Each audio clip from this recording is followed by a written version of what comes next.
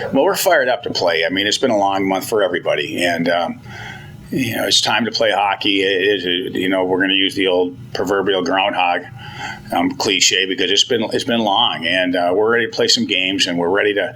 We need to play some games. We need to watch some video, and we need to, that's where we're at right now as far as needing to learn. And so it's exciting. What a great first trip going up to Alaska.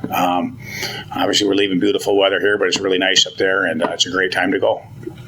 What do you remember about being in that rink up there in Alaska? It was a while ago. I think it was probably 2020 was the last time we were up there. It's a small rink. It's a John Glass Fieldhouse rink, hard boards. Again, it's going to be the coach told me it's going to be sold out, so it's going to be a kind of a wild atmosphere. It's very intimate. And it's a hard place to play in. I mean, Anchorage is a tough trip, but that building's a hard place to play in too. For the returners, it's no longer playing in the Midwest this weekend. Getting on a flight, just talk about it changes the routine a little bit. Well, it does change our routine, and we're obviously used in our league where to go. But we're playing our non-conference games are typically again right here, in the state of Minnesota. I think the last time, we ventured off in a non-conference game might have been Arizona State even. So it's been a while. And so it's a long road trip. Toby mentioned that today. So we're bringing the whole team. We're bringing a lot of stuff. So, and it's a 6-hour flight. So it'll be different, that's for sure.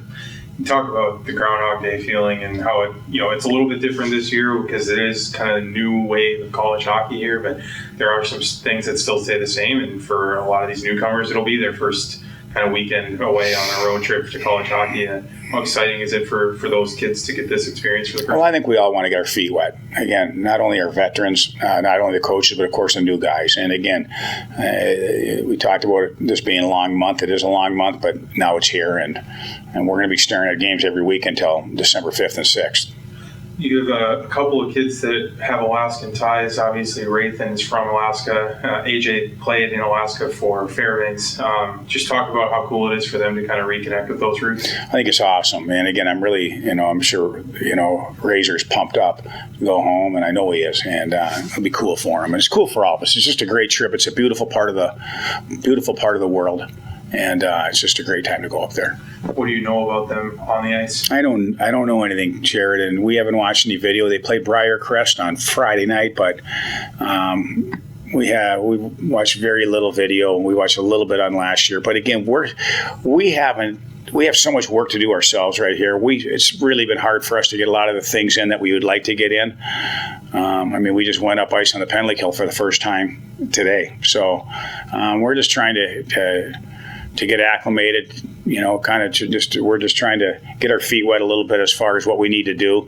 And I think I told the guys at the end of practice, all you need to do is play hockey right now. Don't worry, don't overthink, don't worry about too many things, just play hockey. Last one, and you might have to cut this from the video, but health standpoint going into the year, how are the guys doing just in terms of injury front? We're fine. So we don't have to cut anything off. We're fine right now. Yeah. So.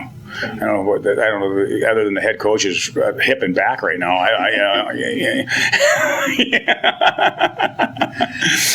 Coach, I know everybody says we'll play anybody anytime he plays. Puck drop for that is 10 o'clock Central Time. How do you prepare for such a late game like that, or is it easier to go to the West and play those late games versus maybe an earlier game on the East Coast? I don't know, Charlie. I've played there a lot. Over the course of my career. And I have never really worried too much about it.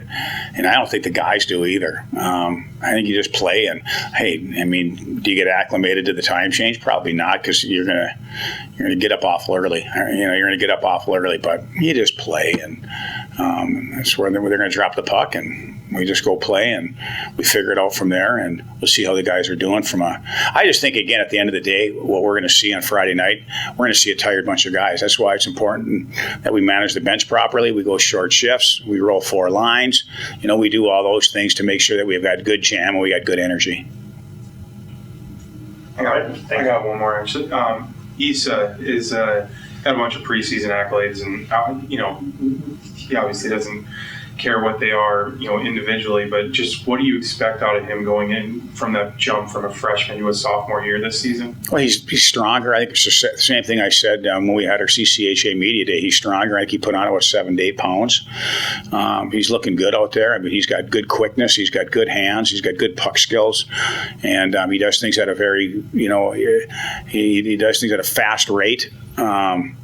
And I'm sure that, hey, you can ask him. The game's slower for him this year. I mean, he's battle tested. He played a lot of power play last year, and he played in a lot of big situations. So, he's going to elevate his game. I have the utmost confidence in Issa, and I think he does in himself. Was there a moment last year where you could start to see the game slow down for him, where it became a little bit more trustworthy in those big minutes? Yeah, I think the second half of the year when he started playing more and more, and he knew that, he was, the power play again. That power play, he was running that power play. I think that gave him a lot of confidence, and so yeah, we'll see. There's always challenges too, but again, he's no longer a freshman, and he's a battle tested sophomore now. Alaska Fairbanks and what they do, you've been concentrating on yourselves. What are some of the things that coach has been emphasizing coming into this year? I like the one point he brought is just go play hockey. We've been hitting some things, some little areas that we know and some triggers that we know we have to focus on. But when it comes down to it, first weekend, we're good hockey players. Trust that we can make the plays and make it happen, and just go play hockey. I like that he's been throwing that out there a lot lately.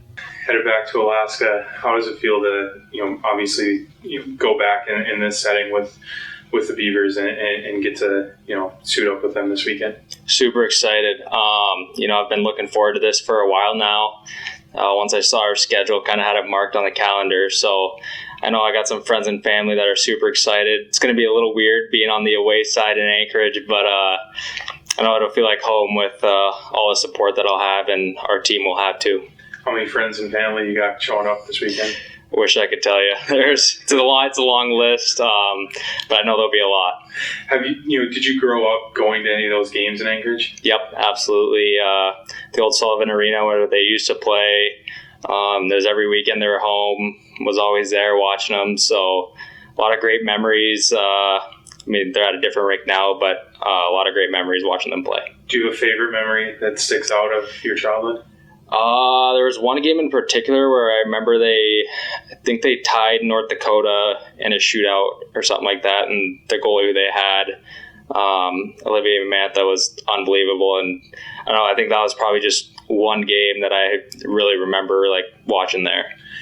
In Alaska, obviously, there's no pro hockey, at least at the NHL level.